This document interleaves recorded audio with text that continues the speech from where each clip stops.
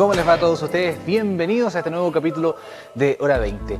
Chile pide cultura y la pide a gritos. Sin embargo, el otro día había un debate por televisión, un debate presidencial, y marcaba solamente 7 puntos de rating versus la teleserie del momento, 30 puntos. Chile pide cultura, pero ¿bajo qué precio y qué tan honesta es esa cultura? Hay que leer, hay que educarse, hay que informarse. Tenemos que nutrirnos de conocimientos. Esa es la cultura que Chile necesita.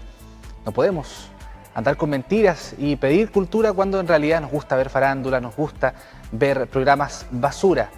Así que tenga cuidado, elija mejor lo que ve, elija mejor también lo que escribe. Hoy vamos a hablar de eso, vamos a hablar de cine, de escritura, de lectura infantil, de muchos temas relacionados a la cultura precisamente. Estamos con Alejandro Herrera, narrador oral, que nos acompaña en esta primera fase de Hora 20. ¿Cómo estás, Alejandro? Muy bien, muchas gracias, Víctor. Alejandro, narrador oral, cuentacuentos, ¿cómo podríamos decir? ¿Qué tan... que este apodo te gusta? ¿Esta actividad te fascina, imagino? Sí, me fascina y en realidad yo llevo varios años ya dedicándome casi exclusivamente a contar cuentos. Y sí, cuentacuentos es la manera que tradicionalmente nos llaman a los que contamos cuentos, aunque un nombre oficial, pudiéramos decir, o más profesional, es narrador oral. Pero en definitiva es lo mismo, es poder contar cuentos a la gente. Alejandro, un buen narrador oral, me imagino que debe ser espontáneo, debe ser lúdico, casi un actor en una sala de clases, por ejemplo, donde tú normalmente frecuentas. Sí, yo trabajo en sala de clase o en ferias del libro, en escenarios de espectáculo. Y sí, hay distintas maneras de contar cuentos, cada cual tiene su propio estilo. Hay algo de actuación porque se utiliza el cuerpo, hay algo de uso de la voz, de movimiento en el escenario, pero en realidad contar cuentos es el arte de la conversación, pero llevado al escenario y sobre un tema, sobre un cuento, una leyenda, una anécdota. ¿A niños, a jóvenes, a quienes va dirigido este hermoso oficio? Cuando uno habla de cuentacuentos o uno avisa, vamos a hacer un cuentacuento, llegan los papás con sus niñitos de la mano. Y lo que uno ve normalmente es que los niños la gozan, disfrutan, y los papás más todavía. En realidad no hay edad para los cuentos. Los cuentos son algo que han estado con el ser humano desde siempre. Entonces, cualquier persona que escucha un cuento fácilmente se siente transportado a otro mundo, vuelve a entrar a sus recuerdos, a las imágenes, a los sonidos que están dentro de uno, y uno se siente entonces transportado. Y eso para un niño es un viaje, pero para un adulto es otro viaje. Y también tiene el mismo valor de concentración y de experiencia vivencial para un niño, para un adulto o para un anciano. Y para un adulto sobre todo porque uno dice, la idea es que no se pierda nunca esa alma de niño. Porque en los ancianos se dice, vuelven a ser niños, pero en los adultos ahí... Los que estamos ahí en el término medio. En el término medio, la idea es siempre tener esa alma de niño, imaginarse cosas, tal cual como lo hacen los pequeñitos, ¿verdad? Sí, y la gracia de los cuentos es que también cuando tú escuchas una historia que está bien contada, tú te vas adentro tuyo. Y si uno ha tenido muchas vivencias, los cuentos son una manera de volver a vivir eso, pero como que si uno fuera el espectador. Entonces volver a vivir la vida como un espectador es una experiencia bien enriquecedora para uno. Y eso no tiene edad. O sea, si uno ha tenido muchas vivencias en la vida, va a tener un cuento más rico. Un niño a lo mejor no tiene tantas vivencias, pero tiene mucha más imaginación. Entonces con eso suple y va llenando esa experiencia viva del cuento. ¿Leemos poco los chilenos, Alejandro? Leemos poco, sí, y comprendemos mucho menos. Hay estudios que dicen que, leí ahora en la mañana un estudio, y claro, hay un cierto nivel de lectura y de lectura por placer, que es muy diferente a la lectura por estudio o por obligada como es en el colegio. Son cosas bien diferentes. No es tampoco lo que se lee, pero no es lo que se debería leer. Y el problema de la comprensión lectora, eso sí es un problema muy, muy grande, porque en general nos encontramos con grandes problemas para entender incluso cosas muy sencillas. La otra vez escuchaba cifras, creo que 7 de cada 10 personas no entienden lo que lee, o sea, un 70% de la población no entiende lo que lee. Sí, yo no me acuerdo bien las cifras, no me atrevería a hablar de eso porque... hace un par de años, creo que 2 o 3 años. Sí, y regularmente el Consejo de la Cultura y otras instituciones están haciendo encuestas de consumo lector, de comprensión lectora. Bueno, están las pruebas PISA internacionales que se aplican en los colegios y que demuestran unos niveles de comprensión bastante bajos con respecto al promedio de la OCDE, como nos gusta decir. Pero sí, el problema de la comprensión lectora es grande. Yo no sé cuánto es la cantidad, pero no sería raro que fuera eso, 7 de cada 10 no comprenden. Claro, 70%, como 72% creo, algo por ahí. Los niños sí están sacando un poco la cara. ¿Qué ves tú a diario? ¿Los niños se interesan en la lectura o es un tema de que ya se ven obligados a leer y leen nomás y para la prueba y sería? Sí, mira, el otro día mi hermana me mandaba por WhatsApp un texto que me parece que es de Christian Barken, que decía, no hay niño, algo así, digamos, no me acuerdo exactamente, pero no hay niño que no le guste escuchar un cuento. Yo no podría casi asegurar que no hay niño pequeño que está empezando a leer y encontrarse con los libros que no le guste leer o que no le gusten las matemáticas. Niños que empiezan a descubrir que 2 más 2 es 4, empiezan a buscar números por todas partes. Lo mismo pasa con las letras. Niños que empiezan a ver letras y a juntar una con otra y a comprender que hay un concepto ahí y que eso provoca algo, quieren más, quieren lectura, quieren mucho más. Los cuentos podrían venir a reforzar eso de una manera tremenda, ya sea de los padres, de los educadores, pero los niños de a poco con el tiempo van perdiendo este gusto por la lectura y muchas veces los colegios cometen el error de imponer lectura, evaluada más encima, y lo que hacen es matar ese gusto por la lectura que es natural en una sociedad letrada. Y tengo la impresión que esta imposición por parte de los colegios se hace muchas veces sin establecer bien parámetros, temáticas. Por ejemplo, se hacen leer libros que van normalmente dirigidos a personas, por ejemplo, de 15 años hacia arriba, con un criterio un poco más formado, y se le hace leer a niños menores, entonces les complica mucho la existencia. Dicen, tengo que leer un libro, no lo entiendo, tiene 250 páginas, por ejemplo, una letra pequeña, no entiendo los personajes, la temática es muy compleja. Claro, o son de hace 200 años atrás y que ya no se entiende el lenguaje, Pasa o están traducidos también en España con el vosotros, gozáis. Y claro,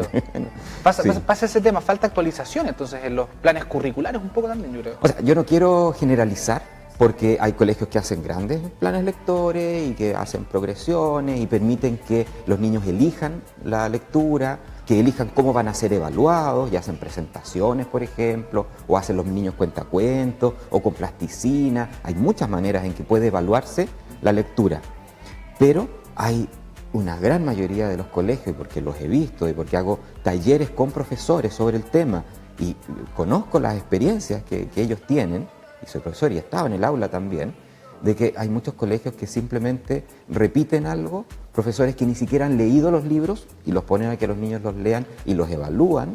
Eso es una realidad. Puede que sea duro, puede que sea difícil de aceptar, pero es una realidad en este país. Entonces, con esas rutinas, los niños lo que terminamos es que aborrezcan los libros. O sea, hay profesores que en algunos casos pueden ser tan ignorantes como los alumnos en el ámbito de los libros, digamos. O sea, un profesor que no le gusta leer y que no tiene la costumbre de leer, no tiene nada que estar haciendo en una sala de clase. Un profesor que tiene faltas de ortografía no tiene mucho que hacer en esas condiciones. Tiene que capacitarse, tiene que crecer, tiene que mejorar, tiene que entusiasmarse con la lectura y con la buena escritura. Además, pero es un proceso al que también estamos como país, porque no podemos decir, es culpa del profesor que no le gusta y no lee. Es un problema de país, de poca valoración por el libro, o muy poca valoración, muy alto precio de los libros, poca valoración por la lectura, por la cultura en general. Entonces, claro, es un problema global. De todo Alejandro, el país. en tu caso, además de participar en algunos talleres, en colegios, en fin, tienes La Aldea, que es una iniciativa propia, ¿cierto? Sí. Se cobra un poquitito, pero tiene un tremendo poder para reunir a las familias también, a los niños que si desean leer un cuento, si desean disfrazarse, en fin, pueden hacerlo en La Aldea. Cuéntanos de qué trata esta iniciativa. Bueno, el Centro Cultural La Aldea, yo soy el director y lidero un grupo de personas, voluntarios todos, porque trabajamos todos ad honorem, como se dice, sin recibir remuneración por lo que hacemos.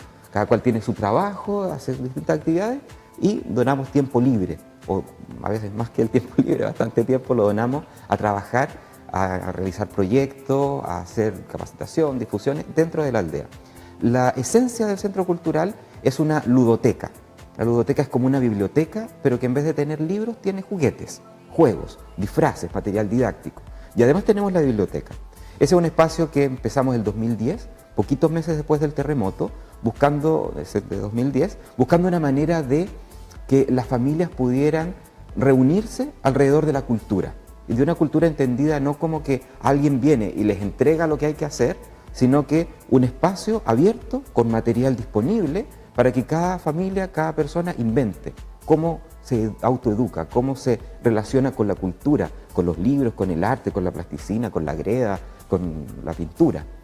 Y en ese espacio que están todos estos recursos disponibles, Funcionamos nosotros, ya vamos a 7 años, vamos a cumplir, abiertos, gratis. La biblioteca está abierta todos los días de 5 en adelante. Si alguien quiere ir, la familia, están invitados a ir, es totalmente gratis. ¿Dónde está ubicada la...? Estamos ubicados en la 2 Norte con la 14 Oriente, en plena avenida 2 Norte, que enlaza después con la Alameda. Ahí, vereda norte, es bastante visible, son 3 módulos de adobe que se ven por detrás del hospital. Ahí estamos, eso está abierto y nosotros nos financiamos con distintos talleres que realizamos.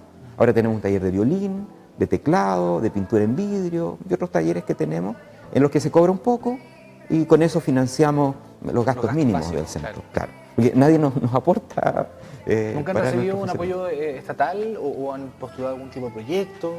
Sí, nosotros hemos postulado varios proyectos y la misma construcción que tenemos ahora, que es un terreno grande de casi 2.000 metros cuadrados, con una construcción de 250 metros cuadrados más o menos, fue financiado en parte por el Fondo del Libro, del Consejo de la Cultura. Y a partir de estos fondos concursables también realizamos otros proyectos de fomento de lectura, principalmente, pero que nos permiten financiar estos proyectos concretos, específicos que duran un tiempo, unos meses, un año. El funcionamiento regular que llevamos estos 7 años ha sido pura autogestión, rajuñando con nuestras propias uñas hasta seguir donde estamos. ¿Hartos talleres? ¿Cuántos niños participan normalmente dentro de estos talleres? O digamos la matrícula que tiene la aldea, ¿cuánta gente llega semanalmente? Mira, hemos tenido momentos de bastante gente, otros más lentos. Normalmente los talleres que tenemos ahora son para adultos y algunos para niños.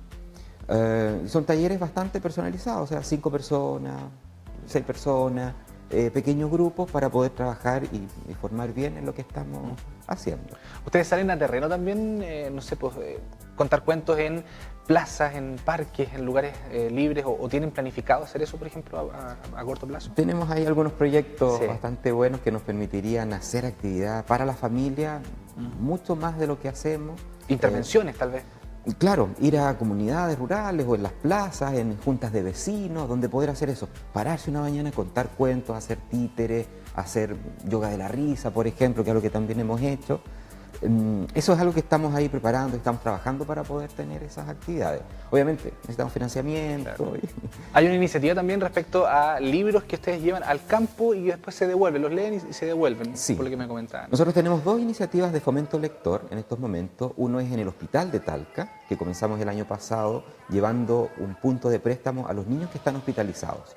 Y allí comenzamos, tuvimos un éxito en realidad rotundo, porque los niños cuando están ahí, muchas veces enfermos, que no se pueden mover, a veces que los papás no los acompañan todo el tiempo, cuando uno llega con un libro de cómics, de aventura, un condorito, algo así, los niños lo ven, se les iluminan los ojos y empiezan a leer y a disfrutar de la lectura y descubren entonces que la lectura es entretenida también.